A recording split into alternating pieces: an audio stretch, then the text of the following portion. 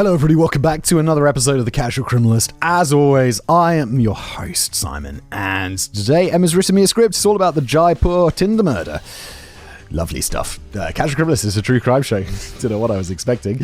Of course it's going to be about murders. Let's jump into it, shall we? For one of the show, I've never read it before. So you, dear audience, are going to come on a bit of a journey with me. Let's go.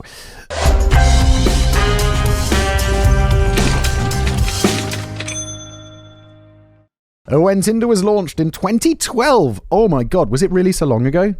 That's like 13 years ago. I've been, well, not married, but with my now wife since before then, so Tinder's never been a thing for me. None of these dating apps have.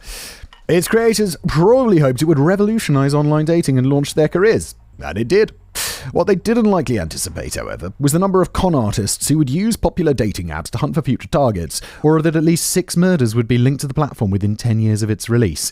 I mean, they didn't foresee this. They didn't foresee con men, con women, con whoever using a dating app to con people. I mean,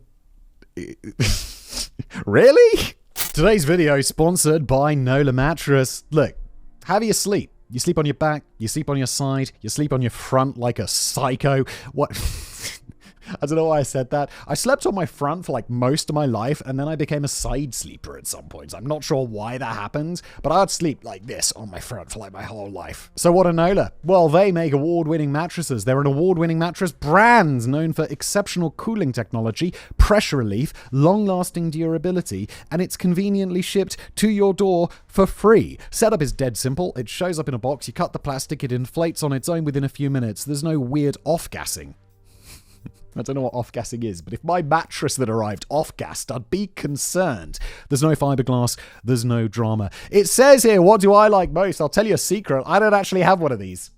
So Nola Mattresses were like, yeah, absolutely, we'll ship it to you. And it's like, I'm in Europe, right, Nola Mattresses? And they're like, oh, what? Did my accent give it away? And so I'm like, yo, Evan, who writes for one of my channels. I was like, Evan, you've been doing some good work lately. You want a fancy-ass mattress? And Evan's like, you what? I'm like, all you have to do is tell me if you like it. And he liked it. And so here we are, having them as a sponsor.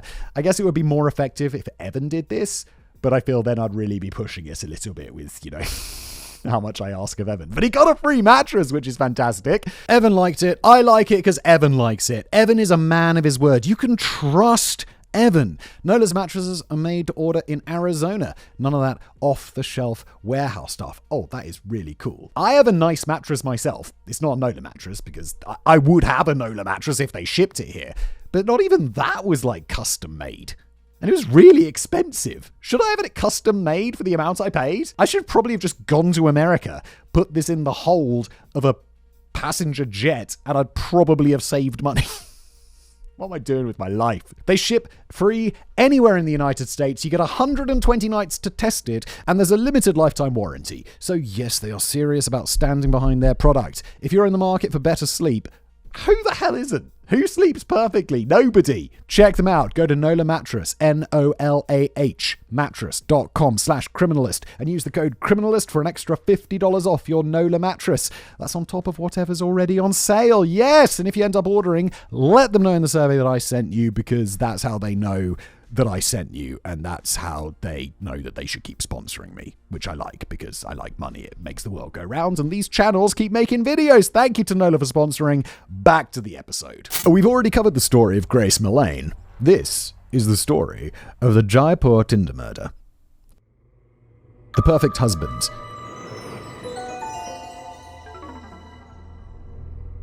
And a PS here. Okay, the Jaipur Tinder murder isn't well known outside of India, and it doesn't even have its own Wikipedia page. Whoa. So the main source of information for this script is journalist Anirban Bhattacharya's book, Swipe Right to Kill, The Jaipur Murder Case.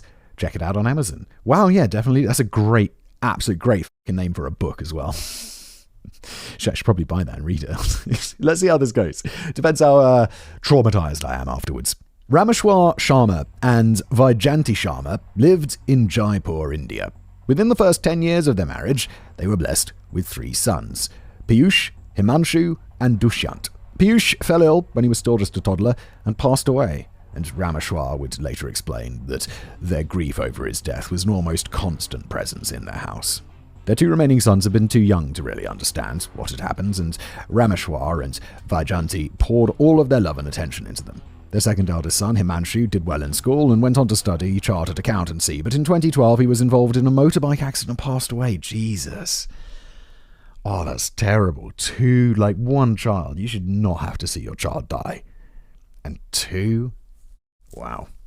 The worst motorcycle accident I've ever seen was in India. I was just walking along the street, and some guy, it was pouring with rain, just slipped off his motorcycle and faced straight first into the ground. And yeah, I used to ride motorcycles, and I do not anymore after that. According to Anabar Bhattacharya, that's the author of the book, Rameshwar and Vajanti then placed all of their hopes and dreams for the future on their youngest and only remaining child, Dushyant. His parents would later explain that Dushyant was the perfect son. He was a devout man, and when he got up in the mornings, he'd offer up prayers to the gods. Then he'd get ready for the day, comb and oil his hair, and leave for work. In the afternoons, he'd come back home, spend time with his family, and before he went to bed, he'd count his prayer beads and offer up some prayers to the gods. According to his father, quote, he only had 2 friends, no more. He never left the house after coming back from work in the evening. His friends and family described him as an introvert who preferred to spend his time in his room, and his mother would describe him as being a straightforward, simple, and honest man who was always respectful toward his elders. He did well in school, and after he finished his studies, he'd found a job at a local sand mining company. Didn't realize that you mined sand. Look at all the things we're learning today. Where he worked as a project manager. But his reclusive nature worried his parents, who were convinced that Dushyant was too naive, and they believed that he had to be protected against the evils of the outside world. In 2015, Dushyant's parents sat him down and told him that it was high time that he got married, since they reasoned that it would force him to grow up and learn some responsibility. An interesting thought to have, not a thought that I would personally have, but to each their own. They then told him that they had already found the perfect wife for him, and Dushyant agreed to the match. He met his future wife, Bittu, at their engagement party, and he was immediately smitten. Arranged marriages... I feel like this is very culturally ignorant. How common are arranged marriages in India? I don't actually know. He then reportedly surprised their guests when he got down on one knee and formally asked Bittu to marry him, a move that was considered to be completely unnecessary because Bittu had already agreed to the match. Still, Bittu felt charmed by this romantic gesture, and once all the formalities were over, the 2 families started planning the wedding. Do I like arranged marriages? Do I think that it's something that I would ever want in, for me or my children? No, God, no. But it's kind of nice. As is customary in a lot of Asian cultures, Bittu and Dushyant continued to live with his parents after their wedding. As their only remaining son, Dushyant knew that it would be his responsibility to care for his parents one day, but until then, they helped to support him and his wife. And from my understanding, Dushyant and Bittu had their own apartment within the house. Despite the fact that theirs had been an arranged marriage, Bittu would later explain that she'd been surprised to find that Dushyant wasn't a chauvinistic traditionalist like so many other men of her acquaintance were. According to Bittu, he loved to cook for her and often asked for her opinion on things. Quote, Dushyant was shy. In 3 years, he never said a rude word to me. He helped me with the housework. He was fond of cooking, touched elders' feet. Again, cultural ignorance here. I don't know the significance of that. Never spoke to any of my female friends. He used to hide in our room if they came home. He wasn't interested in modern girls. A year after their marriage, Dushyant and Bittu welcomed their first child together, and Bittu explains that they were happy. But while Bittu was chatting with her friends in the living room or caring for their child, Dushyant was hiding in the bedroom, where he browsed the internet, posted pictures of himself on Facebook, and did some online shopping. All right. I mean, nothing super weird so far. It's like everyone sits in their room and posts pictures of themselves on Facebook and buys on the internet. It's just, that's kind of life. That sounds sad. I don't mean like that's all there is to life. I mean like that happens often. Like if my wife had friends around, yeah, I'd just go around on the internet or watch a movie or something, play some video games. It's like, should I go out with my friends? Yeah, but I could just chill. Since having kids, my desire to just be at home in the evening and chill is so high. It's just so high. Only the man that Dushyant pretended to be on Facebook was nothing like the modest, kind husband that Bittu knew. His online persona wasn't shy. His online persona was a real Don Juan who wore aviator glasses and printed t-shirts, posed with luxury cars, went on exotic holidays and lived the high life. Dude, how are you keeping this secret? When are you going on these exotic holidays? Or are you just like green screening this? His online persona was a single and rich businessman from New Delhi, and he was called Vivan Kohli. Holy, He's made up a whole other identity for himself. Wow. Not a good wow. Vivin also had a dating profile on Tinder, and he regularly matched with the modern girls that Dushyant had claimed that he wasn't interested in. And in February 2018, the 28-year-old Dushyant matched with a 27-year-old woman from Jaipur named Neha Seth. She worked for a local traveling agency called Vasu Holidays, regularly styled her long dark hair, wore expensive makeup and brand-name clothing, and lived the kind of high-flying lifestyle that Dushyant could only dream of. The two of them started chatting, and Dushyant bragged about his life in New Delhi. This is important because Tinder allows you to decide how far away potential matches should live, just 5 kilometers away or 50 kilometers, etc. But New Delhi was approximately 300 kilometers away, so when Neha asked Dushyant what he'd been doing in Jaipur, he claimed that he regularly traveled to the city on business and that he'd been in town when they'd matched. This, again, there's not familiar with Tinder, but I wouldn't feel there's anything suspicious about that. Dushyant then told Neha that they could go on a date the next time he was in town. The two arranged to meet up a few days later, and that afternoon, Dushyant left work early and met Neha at a local cafe. The two hit it off, and they'd go on 3 more coffee dates during the next few months. The two regularly texted each other on WhatsApp, and Dushyant told his work friends that he had a girlfriend on the side and that he was falling in love with her. Towards the end of April 2018, Neha confessed her love to Dushyant and suggested that the next time he had business in Jaipur, he could meet her at her apartment. Then the two of them could finally consummate their relationship. Dushyant agreed, and the two arranged to meet up on the 2nd of May 2018. Neha would give him a call when she returned home, and she would let Dushyant know where he could meet her. Dushyant agreed, and when the call came in at around 6 p.m. that evening, Dushyant hurriedly prepared for their date. When Bittu asked him where he was going, Dushyant told his wife that one of the mining company's vehicles had been seized by the police and he had to go and sort it out. This guy is quite a good liar. Pretty good excuse. Dushyant told his father that he would be back home in an hour and asked if he could borrow his Hyundai i10. His father agreed, and Dushyant left the family home at around 7 p.m. I don't know what a Hyundai i10 is. Is Hyundai nice? Hyundai's quite nice, right? On his way to Neha's apartment, Dushyant bought a bottle of wine and some condoms, and at around 7:45 p.m. he met up with Neha in town. The two of them made their way up to her apartment, and by 10 p.m. his phone was switched off. 24 hours later, Dushyant's body was discovered stuffed into a suitcase near a small village outside of Jaipur, and 40 hours later, he'd left on his date. The story surrounding Dushyant Sharma's death became front-page news in India. Holy shit! Not where I was expecting this to go. Whoa! There's a twist on page 3. Oh my god, the guy was like a con man. He was like pretending to be someone else. He's like sneaking around behind his wife's back, and he's not the bad guy in today's episode.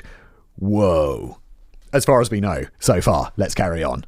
Priya Seth, aka Neha, grew up in a small town called Falna in the state of Rajasthan. The majority of the people who lived in Falna were poor, and according to a 2011 census, only 66% of people in Falna were literate. Anirban Bhattacharya explains, that's the author again, who the big source for today's episode, explains that for many people who lived there, quote, education was the only way to get out of this place. Priya's father was a college professor, and she grew up in a middle-class family. She did well in school, and her father would later tell the Hindustan Times that, quote, Priya got 90% in 10th boards, 85% in 12th boards. She was good at dance, debating. Our shelves aligned with her medals and certificates. Priya was petite and strong-willed, and when she wore makeup and had her hair done, she was considered to be beautiful. According to her father, Priya could also be stubborn, and when she wanted something, she'd fight to get it. But she was also quick to anger, and when she didn't get her way, Priya would break things and yell at her family members. In his book, Swipe Right to Kill, Anirban Bhattacharya explains that, quote, Priya always envisioned herself to be the epitome of beauty, irresistible and to catch. Inside that tiny head of hers resided a huge, psychotic ego. There's a screen grab from a video uploaded to YouTube. She's good looking. I wouldn't say she's like the epitome of beauty. She's an attractive person, but not like, oh my god, the epitome of beauty. In 2012, she left home and moved to Jaipur, the capital of the state of Rajasthan, to study arts at Parishkar College. But Jaipur wasn't like Falna. Sure, it also had dilapidated buildings and the odd cow that wandered into the road, but Priya was no longer considered to be a relatively wealthy beauty. Her classmates could afford to wear designer clothes and expensive perfumes and would go clubbing on the weekends. Priya's father dutifully sent her 20,000 rupees, that's around $233 every month, to cover her expenses, but after just a few months, she claimed it wasn't enough and told her father she now wanted to become a crore-rapati. Oh, a millionaire. Crore-rapati. Okay. Priya started off by looking for online part-time jobs that would enable her to get rich quick, but she either wasn't qualified or didn't have the necessary skills to become a data entry specialist or remote executive assistant, so she focused on the earn money fast ads. And that's when she came across one that said, earn thousands easily and instantly, no educational qualifications required. How do they... Because you see these, like, all the time. Like, on blogs, on YouTube channels, in, like, CD adverts. And I'm always like, well, it's obviously a scam.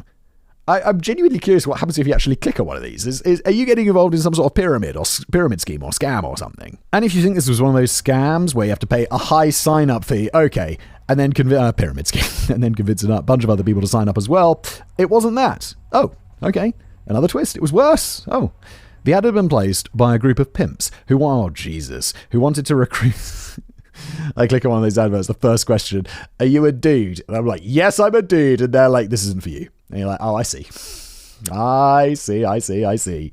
Who wanted to recruit girls who would be willing to take up sex work. And they offered Priya a bonus fee for every girl she convinced to sign up as well. After some consideration, Priya agreed and became an escort. And before long, she was earning thousands of rupees a day and was finally able to live the high life. Thousands of rupees a day, 20,000 rupees is $233. That doesn't seem like a lot. Before long, Priya dropped out of college, started wearing brand name clothing and expensive shoes and perfumes, ate at expensive restaurants, started using drugs, and partied the night away at clubs. But whether or not she actually had sex with her clients hasn't been confirmed. What we do know is that Priya set up her own business which offered escort services to rich middle-aged men who lived in Jaipur and started scamming them out of 25,000 to 30,000 rupees each. How? Ooh, that's interesting. To put that in perspective, the average monthly salary in India was between 11,200 rupees and 17,350 rupees. Wait, so her dad was sending her more than the average salary and just maintenance from his small little village? That seems like a lot of money now. Today, a teacher working in India would earn a monthly salary of between 24,000 and 27,000 rupees. Wow, so we're talking like $300. That's low. I know India's different economy and stuff, but that does seem very low.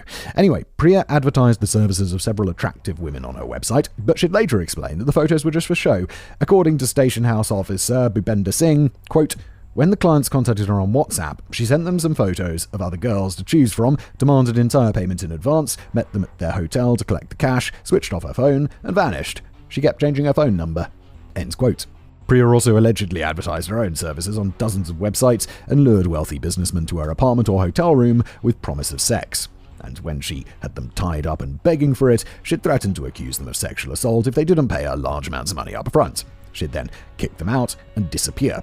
She was betting on the fact that these men had families and reputations they wanted to protect, so the odds were that they wouldn't report it to the police, and they never did.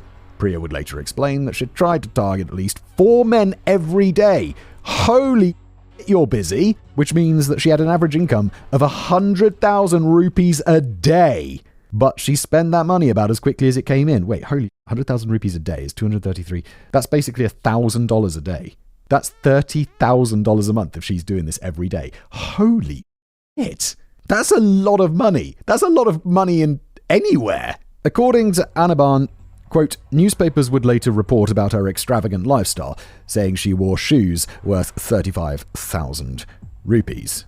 It's like $300-400. A designer watch worth 45,000 rupees hung from her wrist. She drank Black Label scotch and Himalayan branded water. Her monthly expenses varied in different newspaper reports. A local estimate is to be around 2 lakh, which I think is 200,000. I think 1 lakh is 100,000. Yes, okay, cool. While another revealed her monthly expenses to be 1.5 lakh. So please note that 1 lakh is 100,000 rupees, so Priya's monthly expenses were estimated to be between 200,000 and 150,000 rupees. So about $2,000 a month. From here on out, I'm going to convert the lakh to rupees to make it easier for our viewers/listeners to understand. In August 2014, Priya's luck ran out, and one of her disgruntled clients did end up reporting her.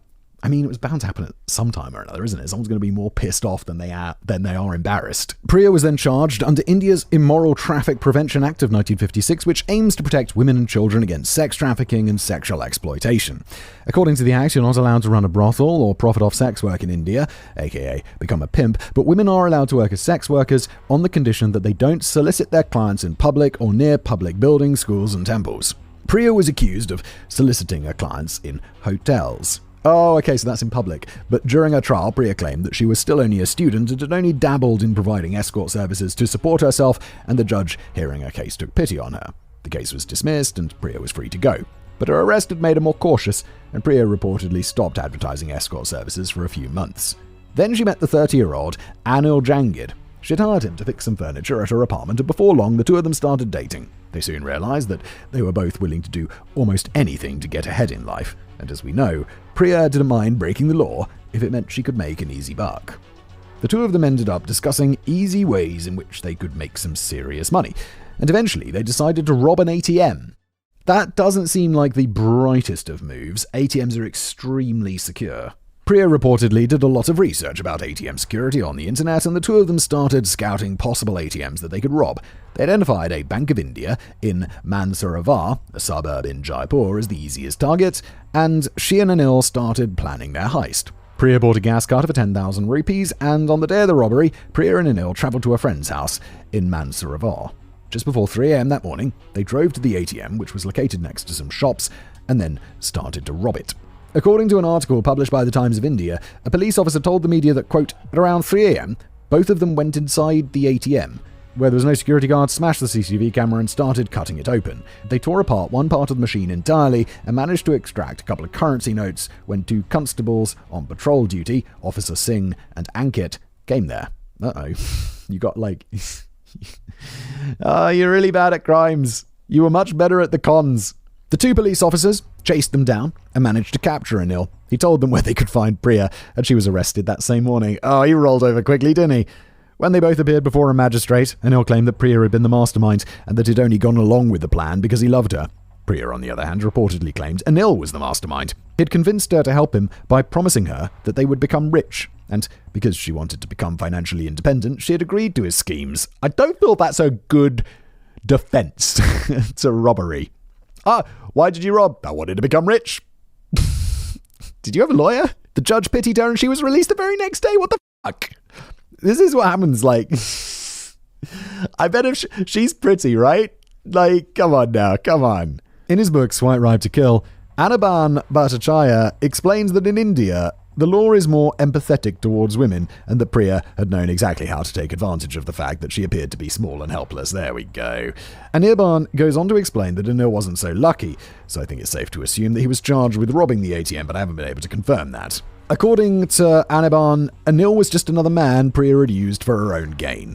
She duped him into believing that she was in love with him. She used her charm, her body, and her shrewd brain to manipulate him to do her bidding. For the next 3 years, Priya kept a relatively low profile. She continued to scam wealthy, middle-aged businessmen out of thousands of rupees a day, and would later claim that she'd just been punishing the thousands of men who were cheating on their wives. Yeah, that's why you did it. Sure, that's why. Yeah, definitely. In 2017, Priya met Gurujar Singh. He was young and wealthy, and his lifestyle matched the one that Priya was trying to emulate. The two of them started dating, and Priya gave up her apartment and moved into his apartment in Noida, which is located just outside of Delhi and is approximately 5 hours drive northeast of Jaipur. Priya started taking advantage of the fact that she'd scored herself a wealthy boyfriend almost immediately. Gurujar later explains that despite the fact that she seemed to be an independent woman who earned more than enough money to support a luxurious lifestyle, she now expected him to provide for her. She was clingy, demanding, and too high maintenance, and just 3 months after they moved in together, Gurujar decided that he wasn't willing to bankroll her lifestyle any longer. Fair play, Gurujar. Good for you. But when he tried to break things off with her, Priya threatened to accuse Gurujar of sexually assaulting her. She reminded him that the law would take her side above his, and that he'd spend the next 10 years in prison, unless, of course, he paid her 1 million rupees to go away and leave him alone, which is also known as extortion. It'll become relevant later. How much was 1 million rupees? Siri, how much is 1 million rupees? Oh, never mind. Never mind, Siri. Just don't answer me. That's fine. We had 20,000 rupees as 233, so 2,000, 20,000, about $10,000. It's a lot of money.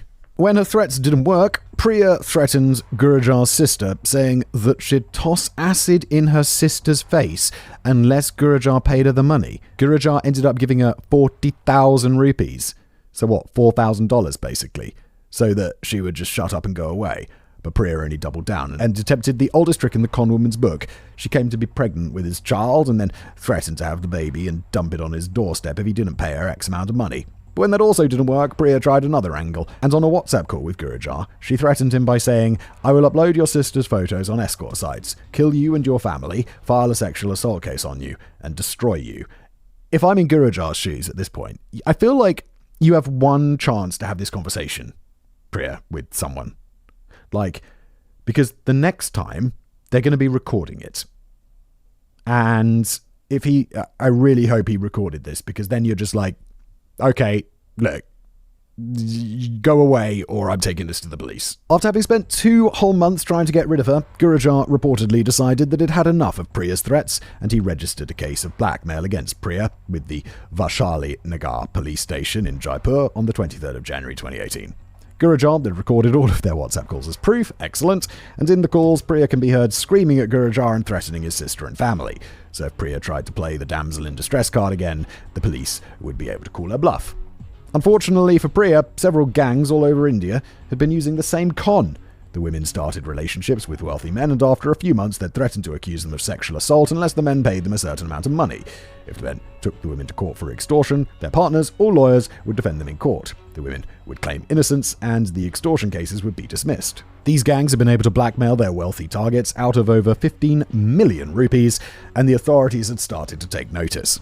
So when Gurujar reported Priya to the police, they were already in the process of cracking down on these gangs, and the courts no longer saw the women as innocent victims, but as the perpetrators. Right, as they are.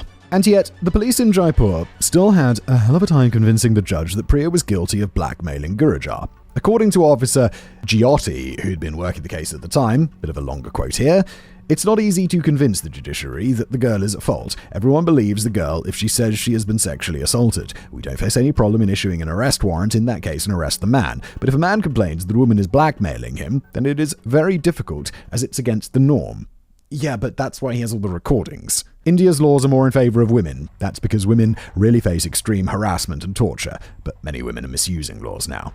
If you see in this case itself, she first has a sexual relationship with consent and then threatens to file a sexual assault case, because this is what she does: develop a relationship by her own will, but then threaten and demand money later. On the 7th of March 2018, Priya was finally arrested. She pled guilty to the charge of blackmail, and the police confiscated an amount of 414,000 rupees from her that she'd received from Gurujar. Priya, now broke, spent 5 days in jail before she was granted bail, but within hours of her release, she was once again up to her old tricks.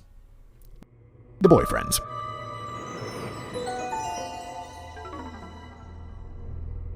Dikshan Kamra grew up in Padambur, a small city that's located on the border of India and Pakistan. He also grew up in a middle-class household, and his parents reportedly wanted him to go to university, get a degree, a stable job, marry a good wife, and settle down. In other words, they just wanted the best for him. But Dikshant wanted to become a model, so when he finished school, the 18-year-old moved to New Delhi.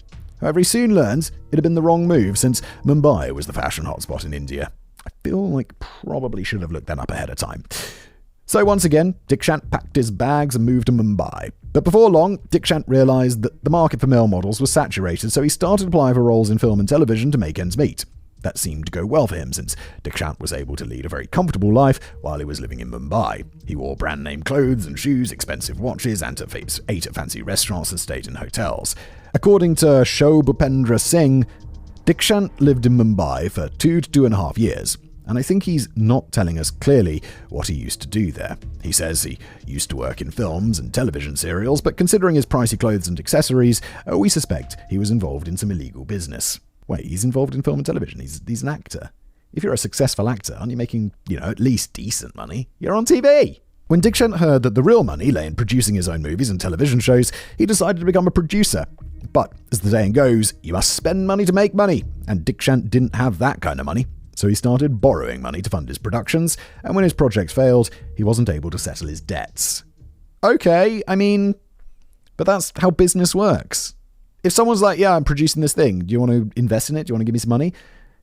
Like, you know it's risky. That's okay. Unless he's actually just like straight up like borrowing money like as a loan. Before long, the sharks started circling. So in March 2018, the now 21-year-old Dikshant packed up his bags and left Mumbai.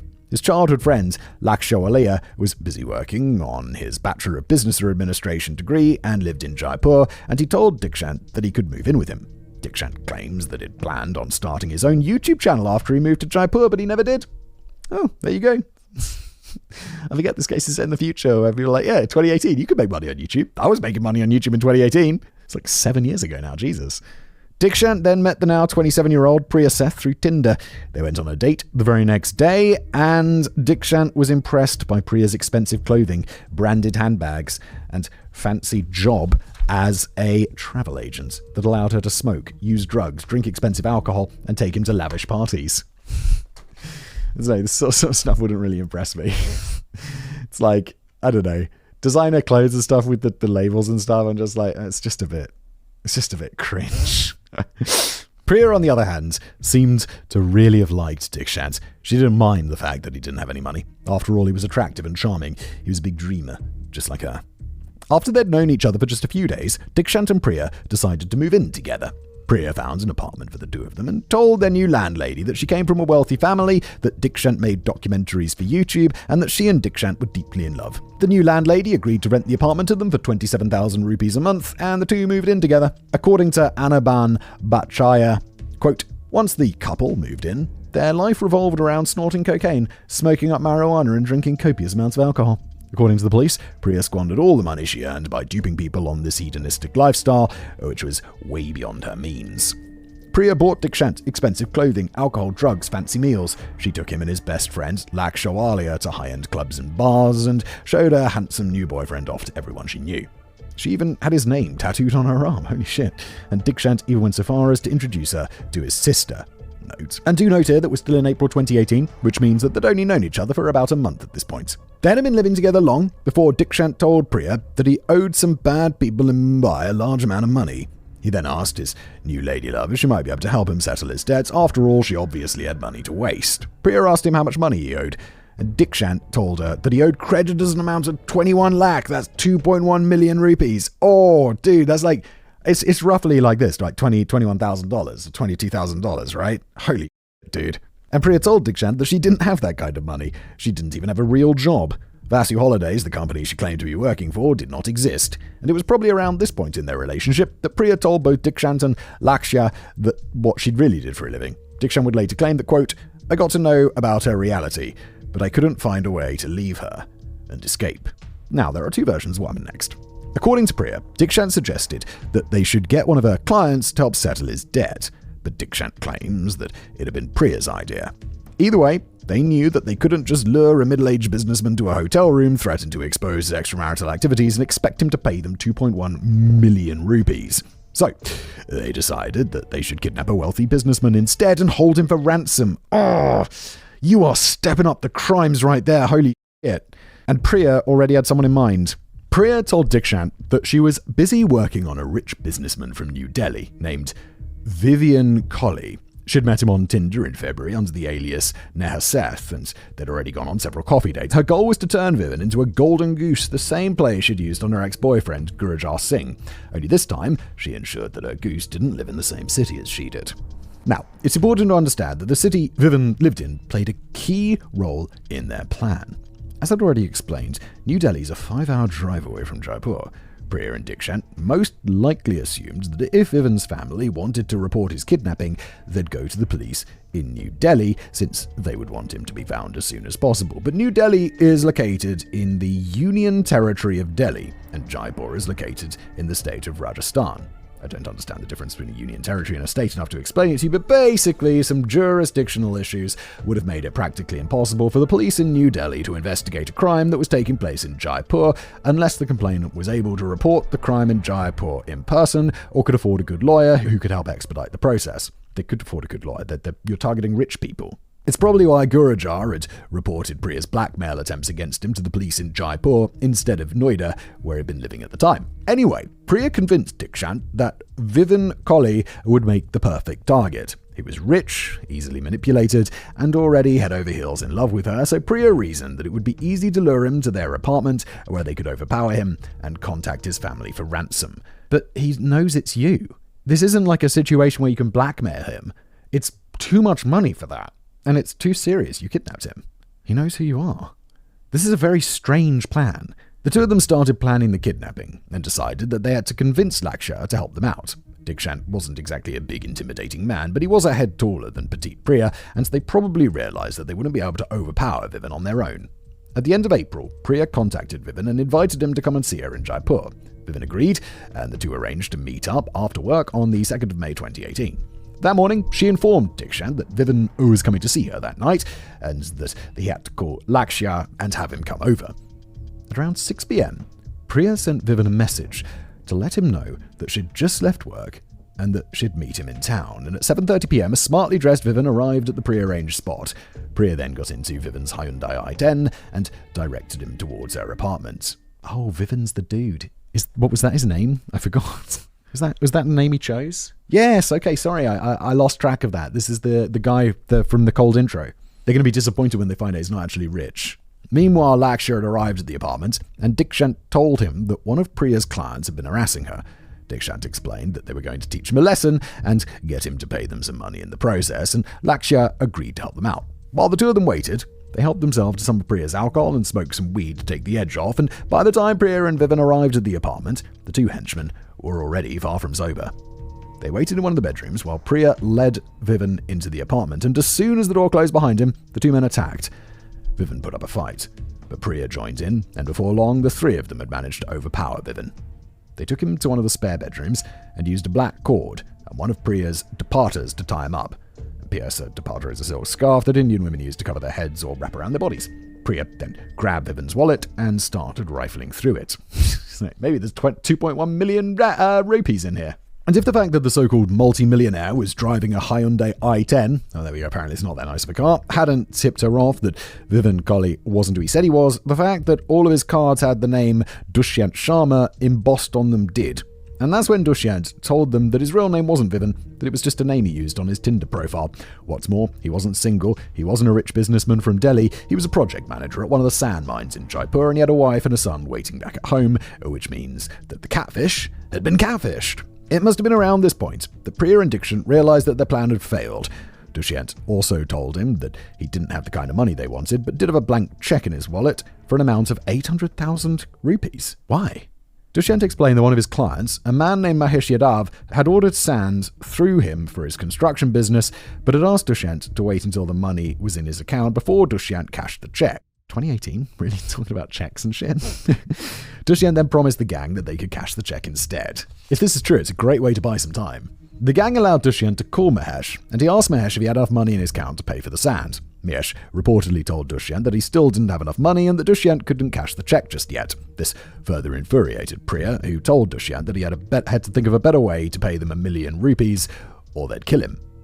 At 9:15, Dushyant's father started calling his phone to find out where he was, but the gang disconnected the call.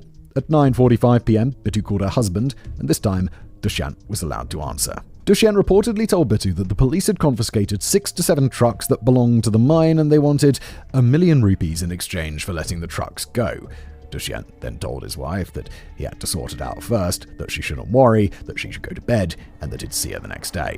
Then Priya took the phone from him and turned it off. With the plans now ruined, Priya, Dikshant, and Lakshya needed to decide what they were going to do. So they ordered some takeaway, had a nice little sit down, and started plotting their next move. What is happening?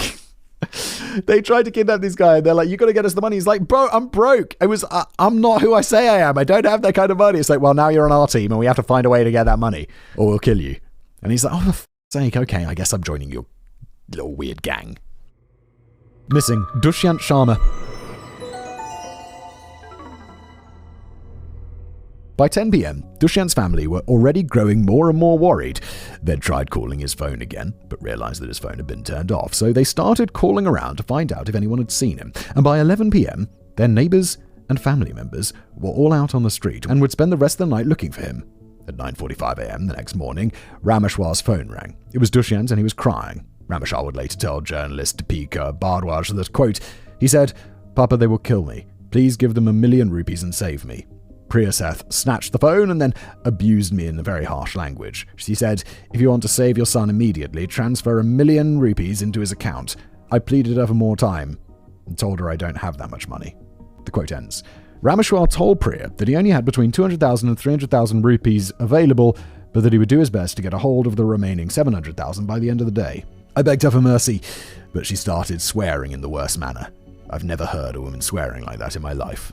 When Vajanti heard that her son had been kidnapped and was being held for ransom, she reportedly collapsed in tears, but Rameshwar had to leave her in Bidu's care while he rushed to the nearest bank. Rameshwar arranged for a fixed deposit of 300,000 rupees that was to be made available to him, but when he tried to deposit the money into Dushyant's account, the teller told him that Dushyant's KYC, or, know your customer documentation. Oh yeah, it's always the terrorist form. God, I have to fill out these all the time. The bank will be like, hey, yeah, you need to sign this thing saying you're not a terrorist. It's like, all right. They needed his PAN number, aka his permanent account number, India's equivalent of a tax number, before they could process the transaction, but Rameshwar first had to go to Dushyant's local branch to have the PAN number updated. Government regulations and all that. It's like, he just wants to pay him money. Panicked, Rameshwar called Dushyant's phone again and begged Priya to give him more time. He explained that the bank needed to verify Dushyant's PAN number before the money could be deposited, and when Priya didn't believe him, Rameshwar handed the phone over to the bank manager, who confirmed the story. This is such a strange going on. Priya then took a photo of Dushyant's PAN card and sent it to Rameshwar's phone, and Rameshwar rushed to Dushyant's local branch to update his KYC documentation and make the deposit. At 12 p.m, he sent the proof of payment to Dushyant's phone and then called Priya to let her know that she'd have the remaining 700,000 rupees by that evening. Meanwhile, a cousin of Dushyant's called the Jahatwara police station in Jaipur to report Dushyant's kidnapping. The station head officer, Bhupendra Singh, was assigned to the case, and when he called the cousin back, they told him about Dushyant's disappearance and the subsequent ransom call. Singh then opened a case file and informed the other SHO, station head officer. I think I said show earlier because I thought it was his name. It's not. It's station head officer. SHO, Singh, then opened a case file and informed the other SHOs all over Rajasthan about the case via a WhatsApp group. Really? Police WhatsApp group? Don't you have your own, secure police chats or something? What are we doing, the US government here? Annabelle explains that the WhatsApp group enables police stations all over India to keep up to date with cases that were being investigated all over India. Wow! This seems so insecure! There was a time when there were no computers or a central criminal digital database, and now with the help of technology, the SHOs or anyone can contact and exchange leads with each other within seconds. SHO Singh then requested a log for Dushyant's cell phone number and had his team identify everyone that Dushyant had been in contact with after lunch the previous day. They also put out a notice to the police to keep an eye out for Rameshwar's Hyundai. He also arranged to meet with Dushyant's family and call Rameshwar to let him know that they were busy working on the case. Singh would later explain that Rameshwar told him, I've lost 2 of my 3 sons. Dushyant is the only son I have now. I don't want any harm to come to him. Please save him. Oh yeah, I forgot they already lost 2 kids. One when they were a kid, one in the motorcycle accident. And now they lose this kid as well. Ooh. By that point, Dushyant was already dead. 48 hours.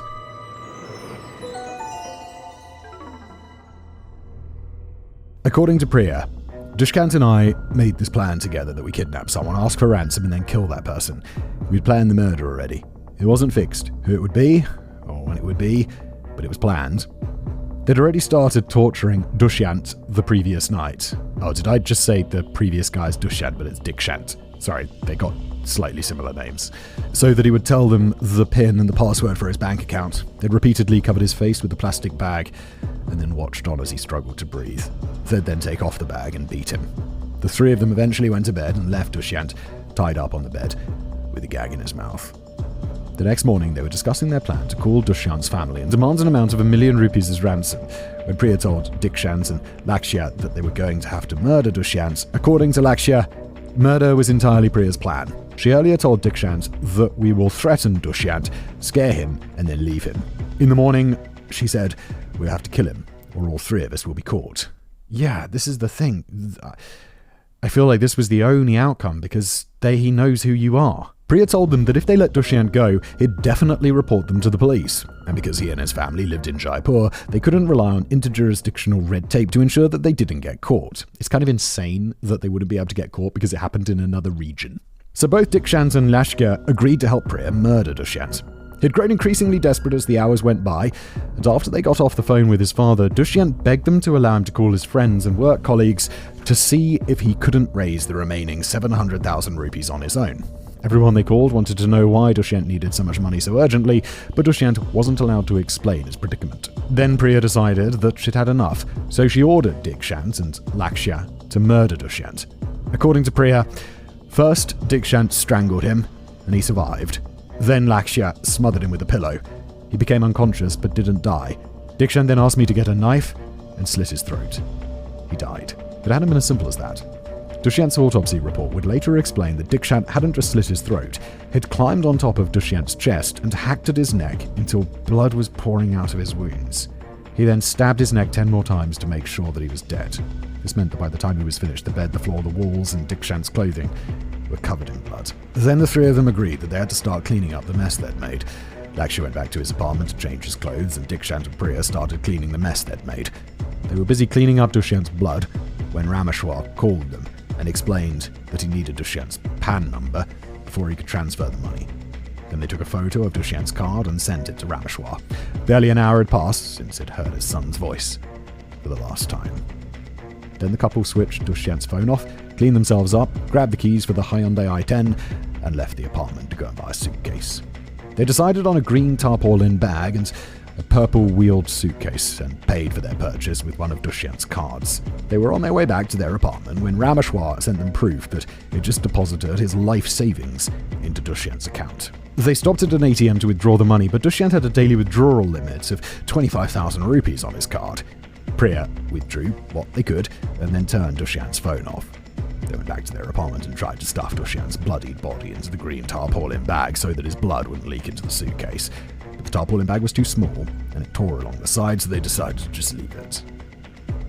They eventually managed to stuff Dushyant's body into the purple suitcase, picked Lashkar up at his apartment, and drove to a small village outside of Jaipur. They left the suitcase on the side of the road, then turned around and drove back to the city. They stopped to fill up the car with petrol using Dushyant's card, then Dikshant bought a fake license plate to put on the car.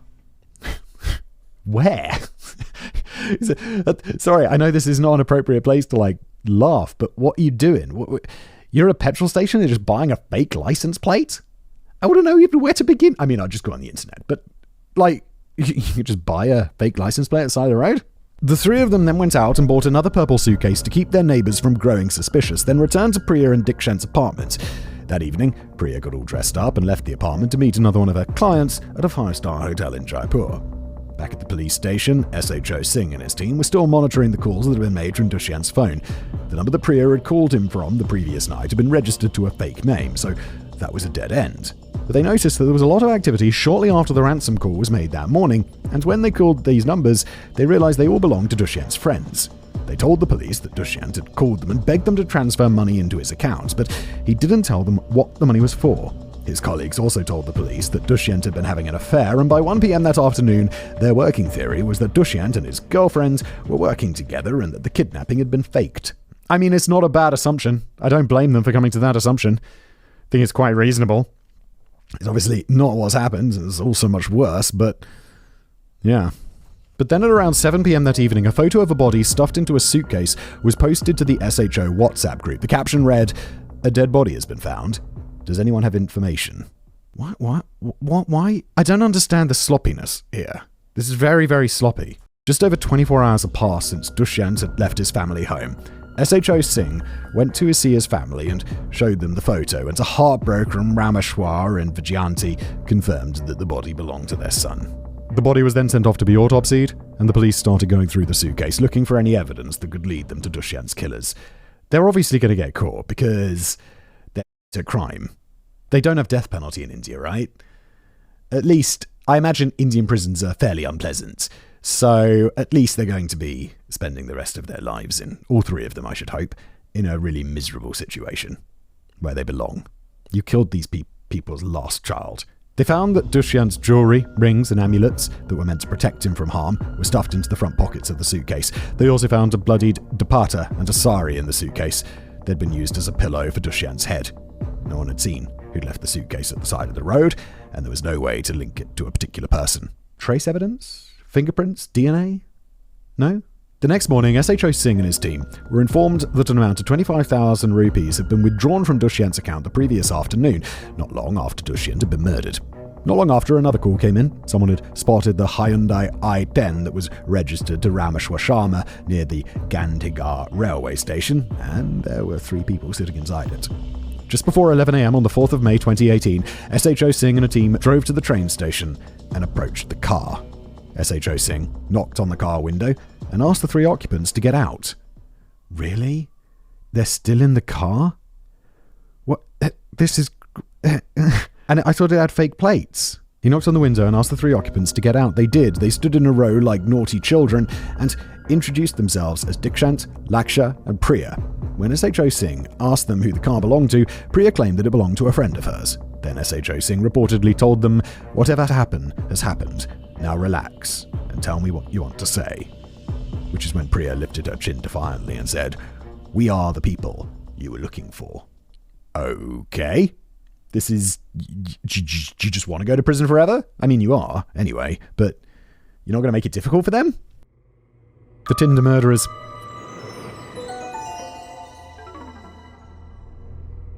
We don't know why the 3 of them ended up sitting in Rameshwar's car in front of the train station. We don't know why they hadn't just boarded a train and fled the city. We don't know why they decided to leave the apartment in the first place. We also don't know why Dikshant had never taken the time to switch the number plates. Dude, you bought fake license plates and you didn't bother to use them. What is happening with you? But from the moment the 3 of them realized that the police had surrounded them, they confessed to the kidnapping and murder, and they confessed to dumping the body. They were taken to the Jatwara police station, and all 3 of them formally confessed to the murders on camera. However, they didn't agree on who'd been the mastermind behind the kidnapping, and they didn't agree on who'd actually wielded the knife that had killed Dushyant.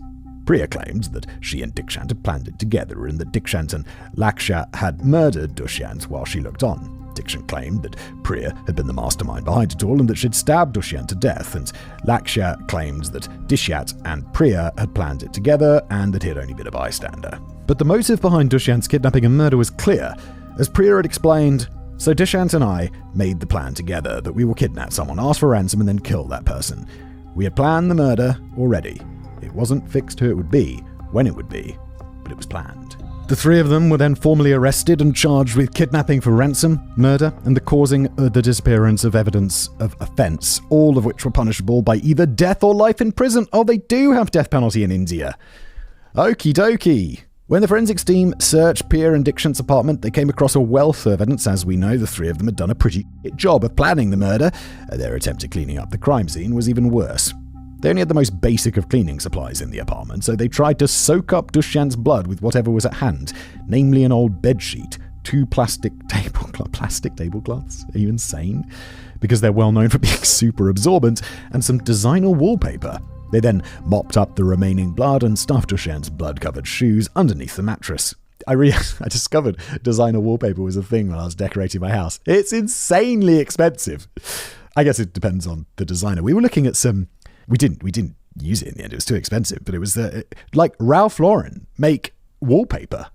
And I was like, really? It's like there's so many like fancy wallpapers. I'm sure that's not even the fanciest. They then mopped up the remaining blood and stuffed Dushyant's blood-covered shoes underneath the mattress. Dikshant's pants had also been covered in blood, so he'd taken them off and stuffed them underneath the mattress, and Priya's blood-covered designer sandals were stuffed in a wardrobe. This is the sloppiest crime cleanup that I've ever seen on this show. That's not true, but it is very bad. And yet, there were still streaks of blood all over the floor of the bedroom, the walls, and the 2 mattresses in the room were soaked with blood. There was blood splatter on the door, drops of blood on a wash basin in the bathroom, a blood-covered belt next to one of the mattresses, and an empty packet of potato chips that had been splattered with blood. The police found the blank check that Dushyant had given to the gang, and also splattered with blood, stuffed behind the bed, as well as his wallet, cell phone, his bank cards, his ID, and the 25,000 rupees that they'd withdrawn from his account, stashed in a dresser drawer. They found the torn green tarpaulin bag in another drawer, and it was also covered in blood. Inside the bag, they found the bloody bedsheet, wallpaper, the plastic tablecloths, the departer and the black cord that Dushyant had been tied up with. The police also found the blood-covered knife that they'd used to murder Dushyant, locked up in a dresser drawer, making this probably the worst attempt at cleaning up a crime scene that we've had so far. When the public heard about Dushyant's murder, his murderers' faces were plastered everywhere. They were paraded in front of the media, and the photos appeared in all the news articles that were published about them.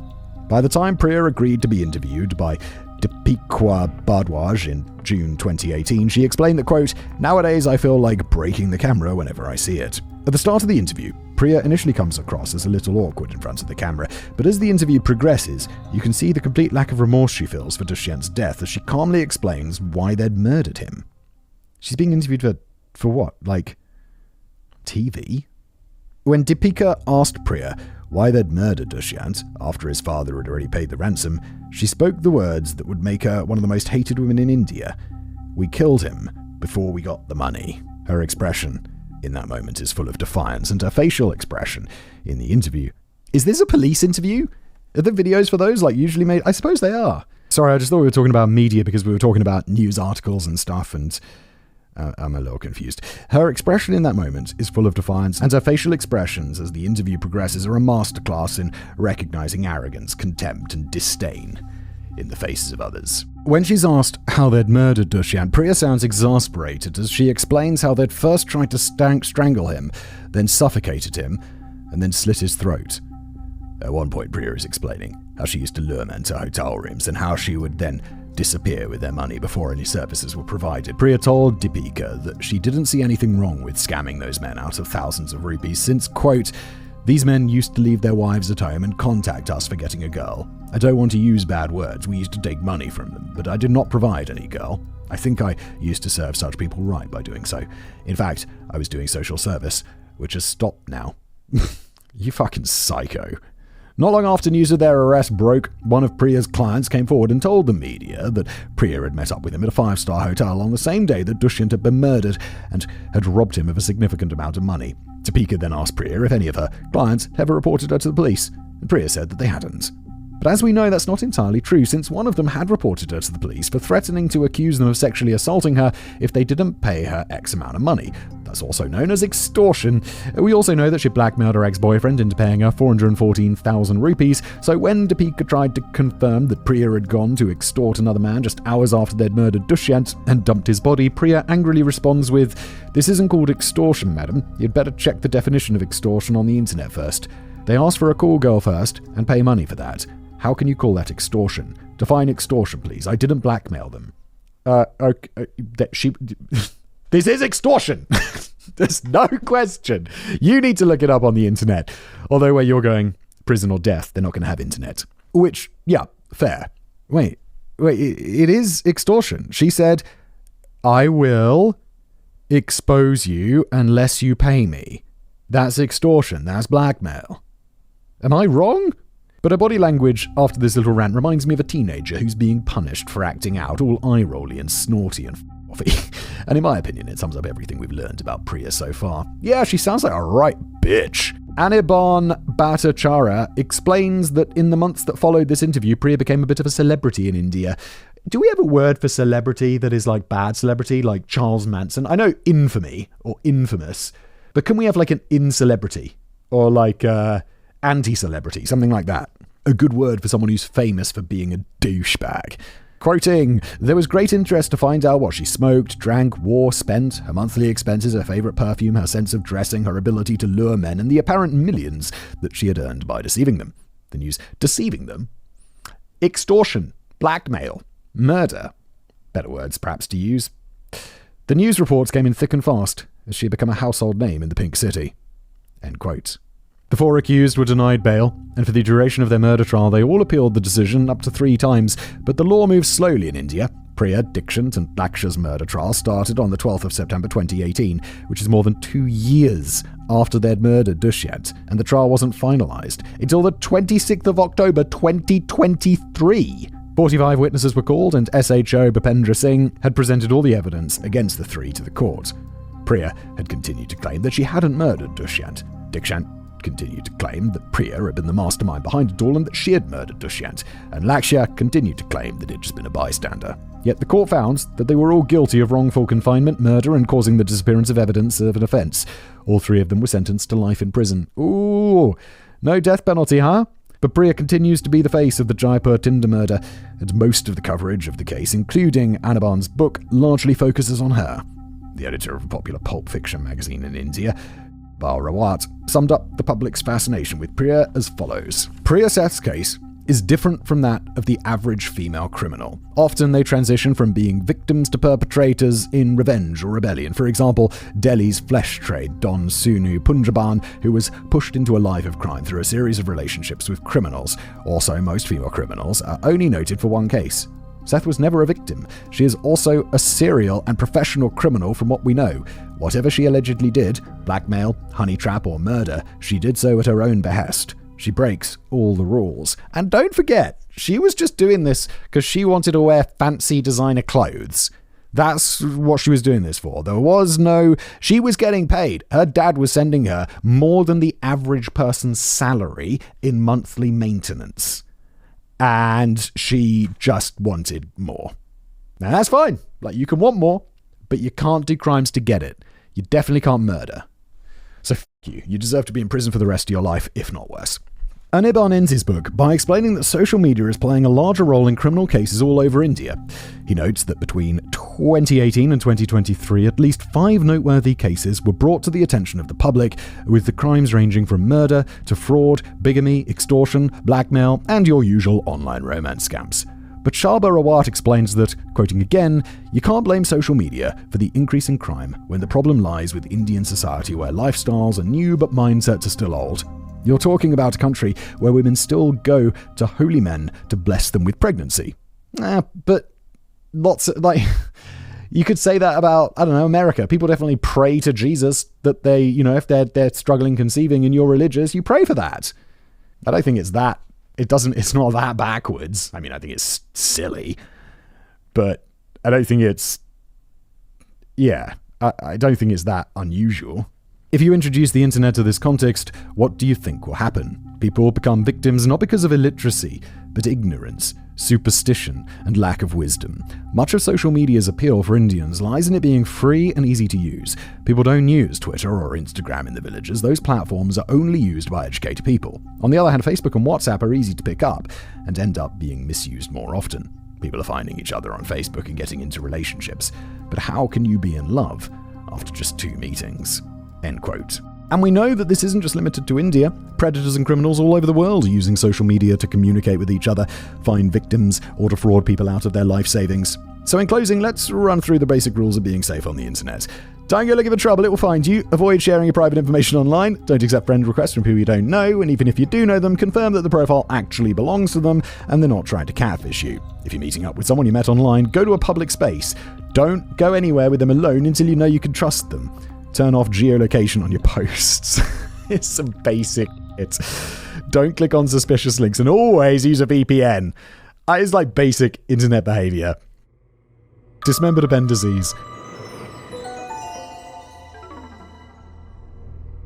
I had considered ending this script on a relatively positive note with examples of how social media have been used as a tool for fighting crime. So here's a list of cases I prepared as examples. Oh, nice. In 2013, Reddit and Twitter users helped the FBI identify key suspects in the Boston Marathon bombing by sifting through thousands of photos and videos of the event that had been uploaded onto social media. In 2018, Washington State Patrol was investigating a fatal hit and run. Their only lead was a piece of black plastic with a notch on the side that was found at the scene. A state trooper posted an image of the plastic piece on Twitter and asked if anyone knew what vehicle it belonged to. I remember this! This was a big deal on Reddit. The photo eventually made its way to the Reddit page, What Is This Thing?, where a user named Jeff's Nuts identified it as a headlamp bezel of a black 1988 Chevrolet Silverado. Legend. A week later, the owner of a black 1988 Chevrolet Silverado was successfully arrested for the involvement in the hit and run. Legends. Reddit. What's it called? There's the subreddit. Is it Reddit Bureau of Investigation, where people look into this and try and solve crimes? I like that. In 2020, Delhi and Mumbai police were able to use facial recognition and IP tracking to arrest several gang members after they posted videos of themselves committing crimes and brandishing weapons on TikTok. So stupid. In 2021, people all over the world used social media to help find Gabby Petito's body after she went missing, and the resulting social media outcry led to the FBI launching an investigation into her disappearance. And don't forget about the 2-year-long online manhunt for Luke Magnotta, who'd become infamous in 2010 after he posted a video of himself suffocating 2 kittens online. Internet sleuths spent months hunting him down and eventually helped the Canadian police identify him after he posted a video of himself dismembering the body of a man named Jun Lin to a shock website. Jesus Christ, these still exist? I mean, of course they do, but wow. His case led to the creation of Rule 0 of the rules of the internet: don't with cats, which is also a brilliant Netflix documentary, by the way. Oh, there we go. And that is the end of today's episode. Thanks for being here. Oh, if you would like to get a signed script, they're available on the merch store. I'll sign this one right now. There we go. Fantastic. There's a link below. I'll see you next time.